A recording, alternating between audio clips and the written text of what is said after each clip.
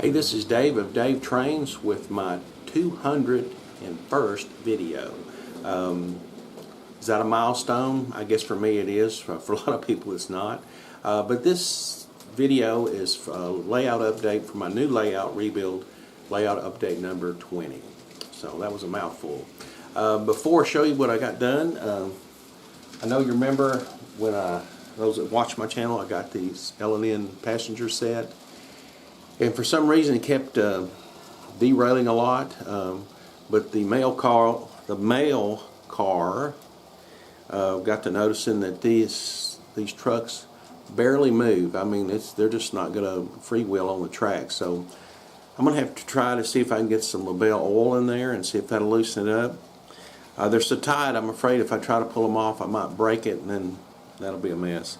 But I've noticed this one on this side that I just showed you is the worst.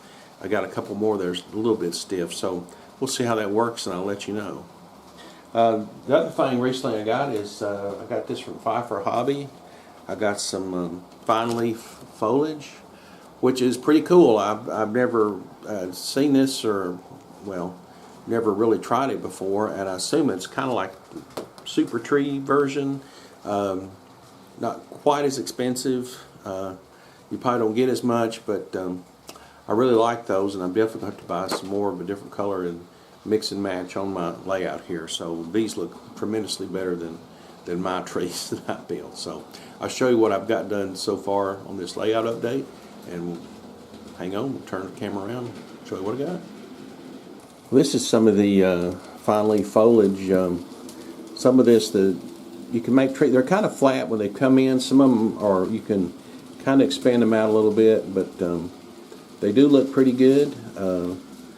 You can break this off, and they send you a little plastic armature to practice with, but I'm going to try some of that, is break those off, bend this armature around, and surely it's going to make it look a lot better. And little small pieces that break off have got to make some for interesting ground cover. Probably, I think it'd be a lot better than the clump foliage that I usually use, so we'll find out from there. You know, you do get some trees. This was a pretty good one right here that looks just like a tree, and you can spot them in there.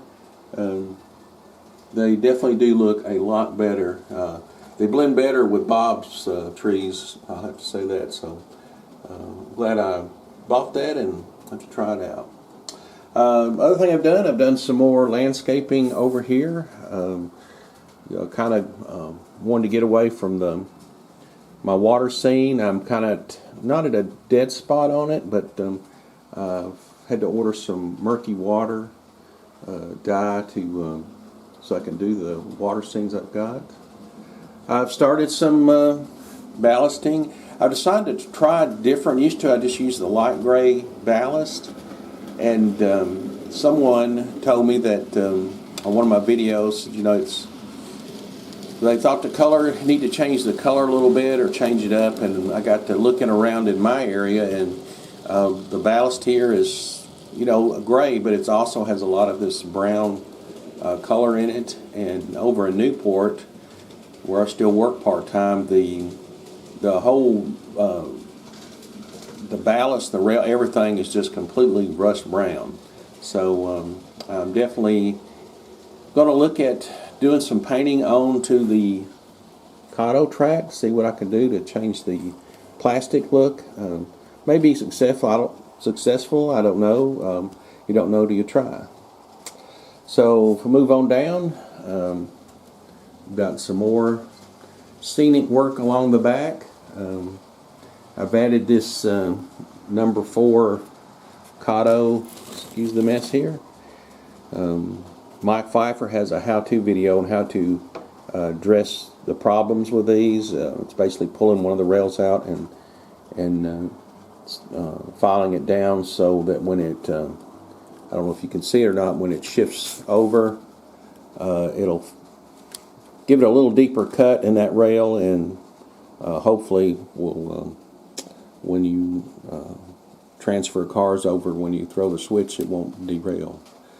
Kato makes good stuff, but these number 4 are kind of a pain. If this doesn't work, if I can't fix it, I'll probably do like I've seen him do, is go to the Pico, the smaller Picos. So I've got a bunch of these, so I hope I can get this to work. As you can see, I think I'm going to place my little granary right here. It'll hold 3 cars. I look pretty good. I'll have to have pulled off all the items. I'm going to have to do some work with a different base. Train going around. It's been going around perfect. I started filming, and then it hits these spots where it slows down. Who knows? Who knows? As you can see, I've done some work. I paint this gray. This is basically a mixture of Sculptamold and paper mache.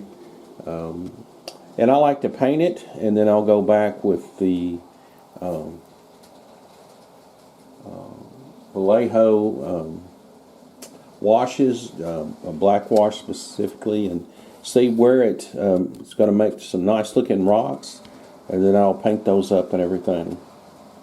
But the other day I was watching a video of Marklund of Sweden, and he had a method of doing rocks, and basically one of his subscribers came to visit him and showed him, and they're basically taking old bark and placing this along the side, and when you put plaster of Paris around it, or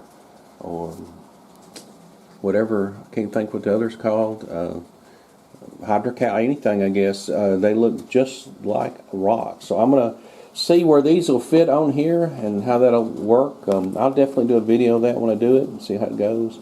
That'll help narrow this water scene down a little bit, because I'll have to come out pretty far on wherever I use this at. So stay tuned for this. So as you can see, we're moving around pretty good.